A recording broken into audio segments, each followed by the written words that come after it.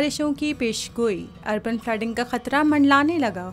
महकमा मौसमियात ने मुल्क में रवा हफ्ते से मानसून बारिशों की पेशगोई कर दी। मौसम का हाल बताने वाले इदारे के मुताबिक रवा हफ्ते मुल्क के भलाई और वस्ती इलाकों में शिद्दत के साथ मानसून बारिशों का इम्कान है। तूफानी बारिशों के बाइस रोजमर्रा के मामूलात मुतासिर होने का खदशा है। महकमा मौसमियात ने बताया कि मूसलाधार बारिशों के बाइस नदी नालों में सैलाबी सूरत हाल का खतरा है। सियालकोट, गुजरांवाला, नारवाल में अर्बन फ्लडिंग का भी खदशा है। पाकिस्तान मेट्रोलॉजिकल डिपार्टमेंट के मुताबिक 2 से 7 जुलाई के दौरान मीरपुर, आज़ाद कश्मीर, इस्लामाबाद, सरगोधा, भावलपुर, भावलनगर, डीजी खान में भी तेज हवाओं और गरज चमक के साथ बारिशें मुतवक्का हैं।